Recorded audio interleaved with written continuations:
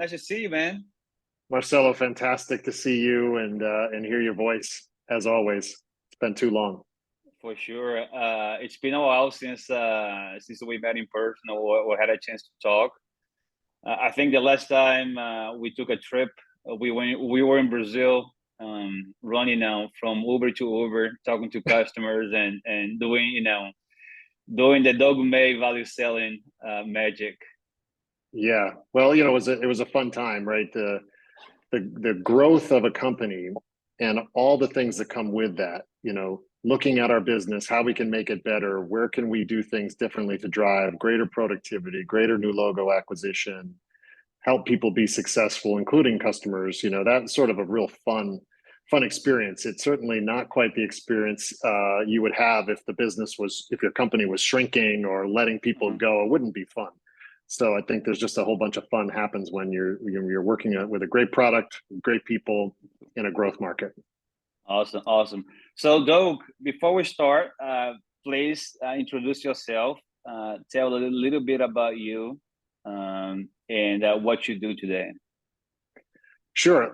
Well, probably a fun fact that no one really knows is when I was in high school and in college, I swore that I would never get into sales. I had this horrible view of what salespeople were. They were the used car salespeople. It was the telephone sales or even the insurance salespeople that are out there. And I think that the way I thought the world viewed those people were that they were out for themselves. They didn't care about the customer. They were just trying to sneak something past people. So I had a very limited view of the world. Then I got into sales, accidentally, of course. And it changed everything. So I was a sales rep for 9 years. I then ran sales teams and helped salespeople be more successful, ultimately becoming a CRO 2 times. And then I helped all of the teams that surround sales do what they do better, faster, more efficiently, and to greater heights of success. And so I ran sales go-to-market teams like the business value consulting teams, the sales specialist teams, even our enablement team. And those programs at Splunk and Databricks. And so I've got over 30 years now. It's sort of crazy to think, right, that we have this much experience. But 30 years, and what I'll say is go to market. And what I'm doing now is at Datadog, I am the chief of staff to the chief revenue officer, and I bring sort of that 30 years of experience of understanding sales and sales leadership, but also all the things that surround a sales team that help it do what it does. The sales team is not about one person. It is absolutely a team effort. And when you can make all the parts of that team work more efficiently, the results are astounding. So that's what gets me up every day. And at Datadog, I get to do that, supporting a business that's grown beyond $2 billion and 5,000 people globally and still on the growth track. So awesome. Really excited. What I remember about you, Doug, it's almost 30 years that you have in sales. I'm glad that I met you about 12 years ago. We are sitting in the war room, the company ends quarter, and you were there helping deals getting through.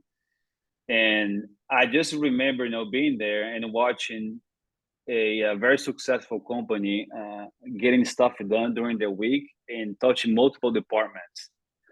And you were there now helping facilitating and helping the communication. And I just gravitated towards you during the week, and that's how we got to know each other. And I invited you, to go see customers in Brazil, I think the first time. Right. And yeah. At that time, like not only I knew, you were trying to build an ecosystem, but also you understood sales because we went to customers, we took the Ubers, we had a good productive week, right? So and then bringing back, to the ecosystem map and then how sales leaders and the how sales rep, they should approach their business. What kind of advices though that would you give to someone or first line leader or a sales rep that's trying to scale their business and be more productive? Well, it's a great question. I think every salesperson has big dreams. They look at their commission plan, they think about maybe even they build a calculator and they're calculating, hey, if I can close this deal or that deal, or if I can get this customer to think bigger, I'm going to buy a new house or a car or whatever I'm going to do. The thing that is often missed in that process is how they're going to do it. And when I think about all the people that surround a seller and the work that they do, what's interesting, and I've told this to dozens of salespeople over my career, you don't get paid extra commission if you do it yourself. So when I think about advising sellers and leaders, it's about how do you leverage your ecosystem? How do you leverage all of the assets? And those assets are not just documents and tools and spreadsheets. Those are people and functions. So in the modern era, this is the channels organization in your company. How do you leverage them? How do you work better with marketing to make sure you're driving the right leads, you're doing the right ABM, you're holding the right events in your patch?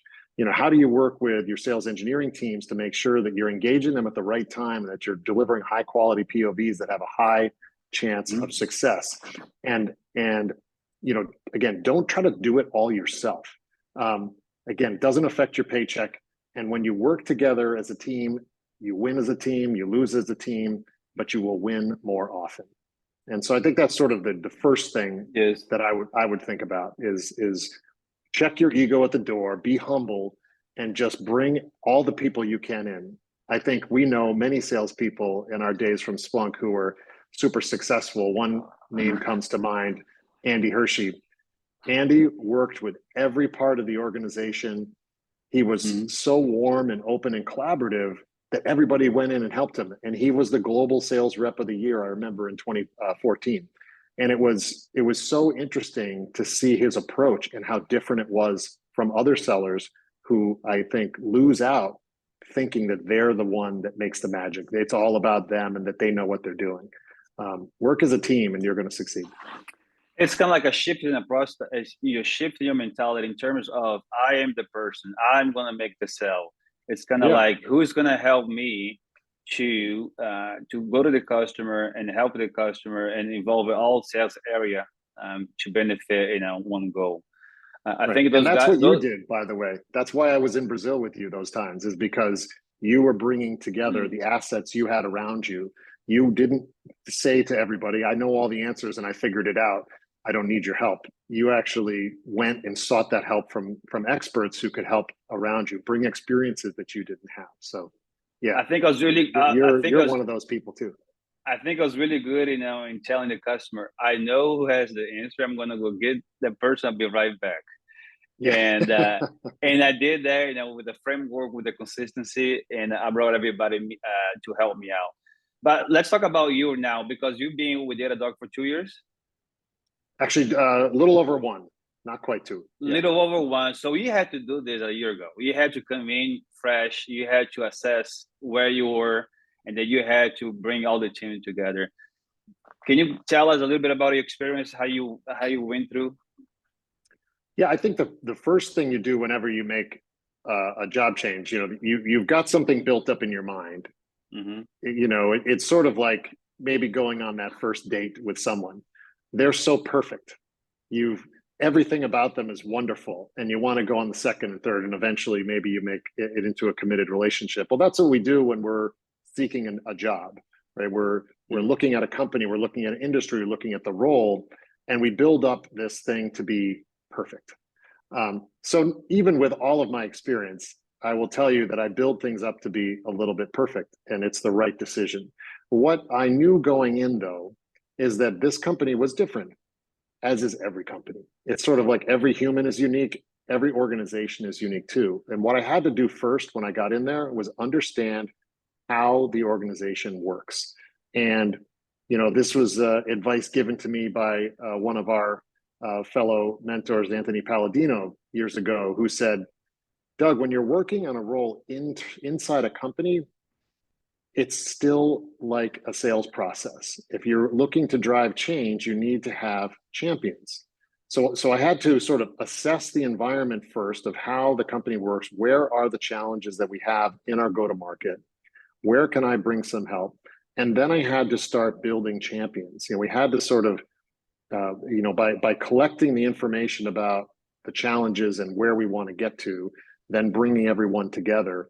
And so the process of kind of onboarding was mostly education and meeting people. At one point, I did a world tour where I interviewed over 150 sales managers and sales reps to understand the challenges across each segment: commercial, mid-market, enterprise, and majors, across EMEA, LATAM, North America, Awesome. APAC, because, I wasn't going to learn Datadog just by sitting in our headquarters. I needed to be out in the field. And since I'm a salesperson by heart and by training, I can really empathize with what it is out there. So I took all of that information and brought it back. And I really sort of assessed where are the opportunities for us to improve as an organization. And then, like a business case, sort of outlined what the potential impact could be if we focus or prioritize some of these items. And what that's doing now is it's really informed our go-to-market planning process. In fact, last week we had all of the leaders of our go-to-market functions globally at our headquarters in New York City to do planning for 2024. This has not happened in any prior year at Datadog. So, we were able to bring together the go-to-market teams and really get ourselves aligned. So back to my advice around, as a rep or a sales leader, get your team, your extended team together and leverage them completely for your success. I found here, and this was the same at Databricks and at Splunk, but you've got to learn the business and then get your team, all the resources around you, focused together on one mission, and you're going to achieve great things. So I'm really looking forward to sort of what we're going to do next. Awesome. So tell me about this assessment, Doug, and how it's structured. And I'm pretty sure, you're taking this assessment, this information, you're building a business case, to the CEO to invest in different areas, right? To prioritize.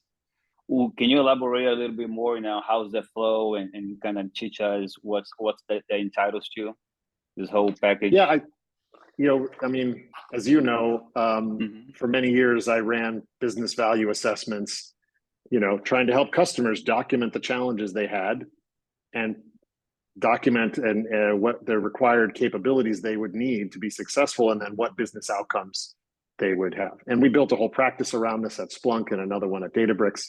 And it's become quite prevalent in the industry, right? Many software companies have business value consulting or business value management teams. The approach I took was nearly identical inside of Datadog. So I thought to myself, who are all the stakeholders that I need to go speak with? And because my heart is in sales, I first started there. So that's when I started to talk to salespeople, commercial AEs, mid-market AEs, enterprise AEs. I wanted to talk to people who'd been here a long time. I wanted to talk to people who've been here a short time. And I did the same thing with managers that went across the globe. So the first thing is document the current state. Now, I had some hypotheses going in. I had heard from a couple of people, and that impacts our brains and how we think about things. So, but I went out there with an open mind, and sure enough, what came back to me were different set of challenges or priority items. And what I did find is consistency between geographic organizations, so EMEA and APAC, and LATAM being remote from a US-based company. They have different challenges. They have challenges around language and localization. They have challenges around operational support, because when everything from billing and order ops and commissions are in New York, well, if you're in Singapore, there's a long time difference, and you might not get your answer for 24 hours or maybe even longer. So there's a whole bunch of those things that I found consistent in our remote regions. And then I also found consistent just in our overall sales issues. So we document the current state and what the consequence is of that current state. Every single person I talk to, I also ask them, how do you want it to work? How should it work? That word should, and we ask them, like, if you had your way, how would you like it to work? And so we then documented sort of the future state and what that would enable. And then from that, just like we would in a great sales campaign with a prospect, we say, in order to go from the current to the future state, we will need these various programs and capabilities or changes. And so that trajectory of the story is really what's most important, I think, when you're trying to communicate to others inside the organization, is where are we today? Yeah. And what are the consequences? Where do we want to get to? And you know, how do we get there?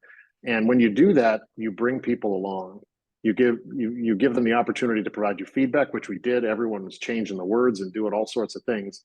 But ultimately, it's about creating the story that makes the decision points and the recommendations of a study like that, like people, it makes them ready to accept them.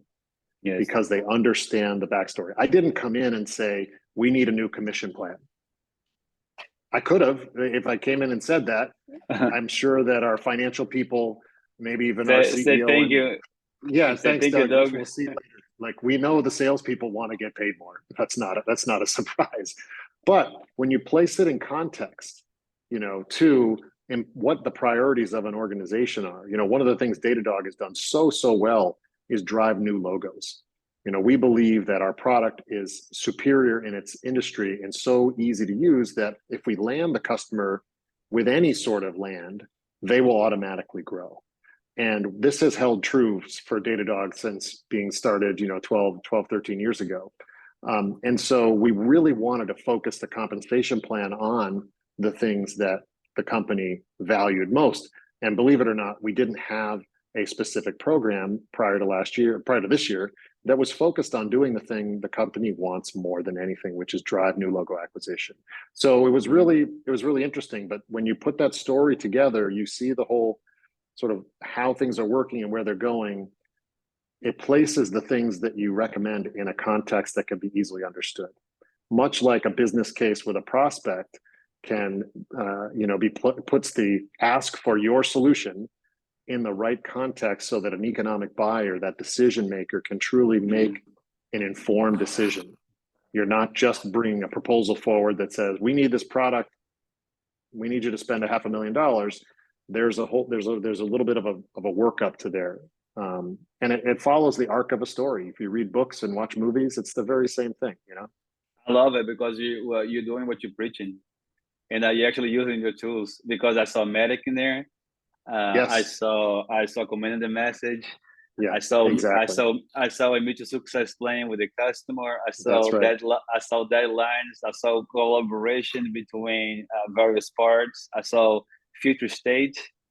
And this is what I want to tell the reps these days, right? It's not only selling, trying to sell hard to the customer, but understanding what's the framework to bring all other people inside of the organization to kind of help with them 10x their opportunity, and it really help the customer to move.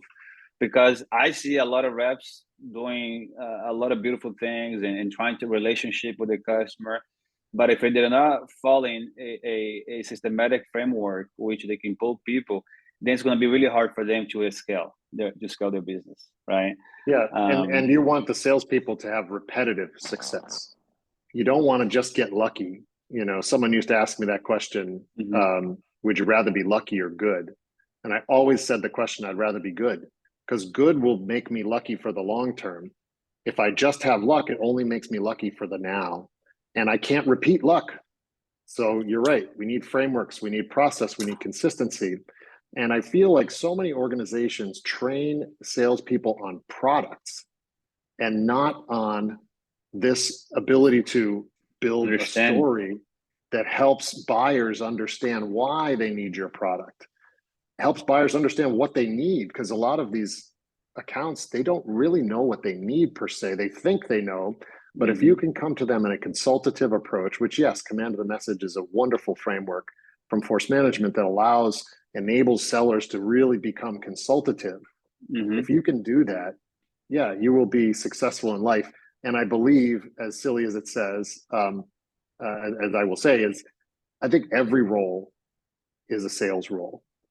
Because if you're in HR and you're recruiting, you're selling. If you're the CFO and you're trying to, talk to the CEO about a new strategy, you're selling.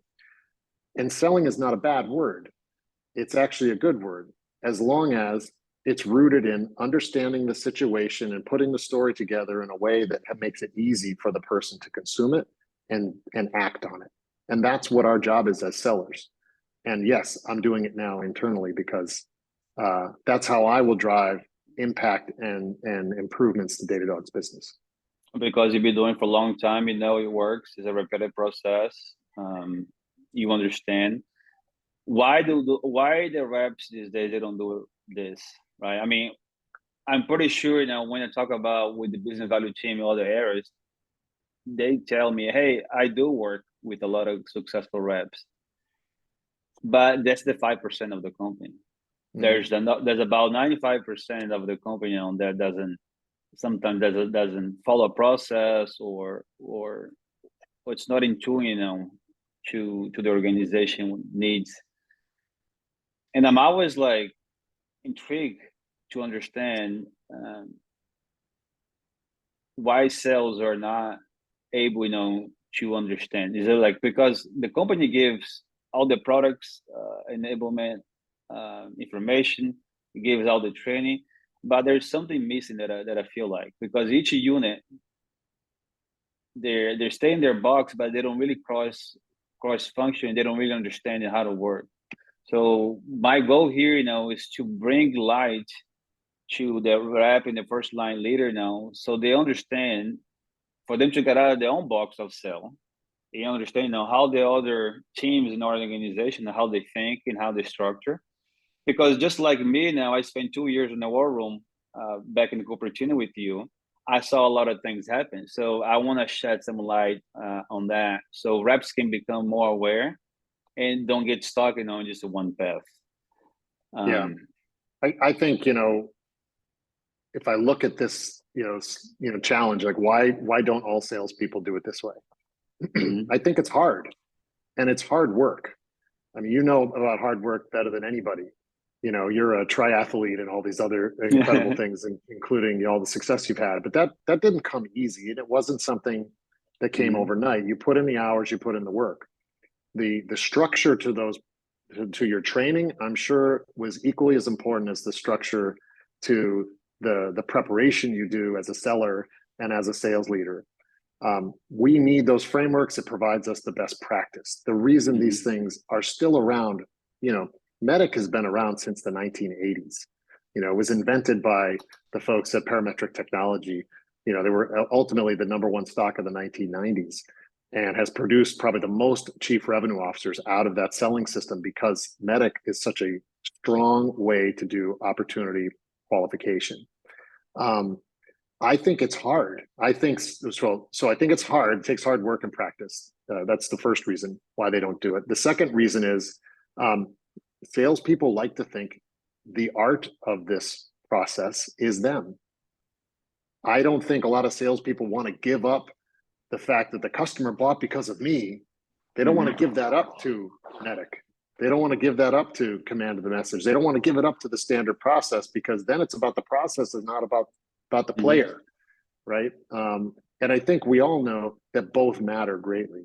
Great players are going to be successful regardless of the playbook, but you can make average players great with a great playbook and with a great structure. And that's sort of, you know, it's hard to do it. It takes investing from the company, and it takes investment of and a mind shift, as you said, of the seller and the sales leader. It's hard. It is hard. So the way I did it, though, I think the way I've been doing, it's kind of every 3 months when I look at challenge, I find the right tool and the right people, you know, that can help me to move forward. Because I had dyslexia when I was in high school. I mean, I didn't have it. I still have it, but it's minor now. And I was able, you know, to be able, you know, to go through a sales career. But I learned a very different way. Right? I learned by proximity. I learned by being in touch with people, doing the deals together, right? And being and having experience and being able, you know, to listen and being able, you know, to be coachable and being vulnerable to ask for help. I think those are the traits of the next sales 3.0 generation. The ability of you to look your ego and to see where you are and start being more human and being able, you know, to navigate because when you want, a lot of people, in corporation these days, they get a job and that they're very superficial. But if you are very vulnerable, if you're in touch with your emotions, then you're going to be able, to get the right people around you. It's interesting you say that. By the way, I completely agree with you. The irony of what you said is that, we're in an age where data and AI and automation are at the highest it's ever been, and it's only going to get higher. But yet the true differentiator between success and failure is not going to be an algorithm. It's actually going to be the person. Correct. It's going to be what you bring to that person, and how you help, and how you coach, and how you advise, and how you guide. There was obviously one of the great sales books is The Challenger Sale, and that persona of the challenger is in fact sort of I think really represented in a lot of the things we're talking about. That's right. What do you think success is, Doug? Well, I think success is how each person defines it. They say beauty is in the eye of the beholder, and we know that some people think every piece, certain pieces of artwork are absolutely beautiful when others look at it and can't understand the beauty. I think, we need to define our own success and what that is. And that may be a financial level of success. It could be a career level of success. It could be, personal levels of success with family and children and all of those things. It could be the definition of just being surrounded by friends, and having many friends and many acquaintances. It could be life experiences. I don't know. I think each person needs to define that. I went through a few years ago and actually did some retirement planning. This was not the financial, not the financial part of it, right? But like, hey, I'm not going to work forever, but and when I quote unquote retire, I'm not going to play golf. My dad retired and played golf 5 days a week. That's not going to be me. But what does retirement mean to me? So much like success, I kind of went through an exercise to define what retirement would look for me. And once I had that definition, it made every career progression so much easier, because I knew what I was heading towards. So you have an alignment. I had a vision, I had an alignment. And while the plan had many branches, many roads I could have gone off on, this was one of them. But it wasn't hard coded. It wasn't, I have to do this and then that and then that. It had multiple branches, all of them leading me to a place. And ultimately where I am now, where I get to apply, 30 plus years of experience and some of these gray hairs to help up and coming young salespeople, young sales leaders, the people who were us 10 and 20 years ago, and help them on the journeys that you and I have had and some of the lessons we've learned. And maybe like we do as parents, try to help our kids avoid some of the mistakes we made and get to the successful place faster. Which for me, which is a lot of errors and mistakes. Believe me, the list is we don't have enough time to talk about that list. But I think, I love it. And then you brought a point, though, is the clarity, right? Having a clarity for a sales rep, for a leader, understanding what's the next 3 months going to be, next 6 months. What do I want to be my alignment?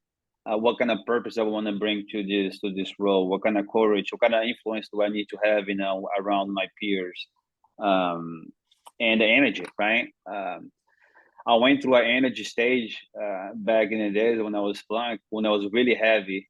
I did not have a lot of energy. When the customer says no to me, I'll say okay, because then you have the energy to produce any kind of feedback. But having those alignment in my life, kind of help me to just to be in peace and to kind of move forward now, week by week, day by day, month by month. And meeting people just like you, brought a lot of sense in my life, because being around people. Now I have 2 friends at Datadog, you and Diogo. Fantastic. Yeah, he's great. Yeah. So I commend you, Doug May. Thank you for all your time. I have learned a lot from you. I wish you have the best. The learning's mutual. Year. Yeah. So thanks for taking the time, Thank you, sharing Marcelo. this with me. Yeah. Cheers. Great to see you.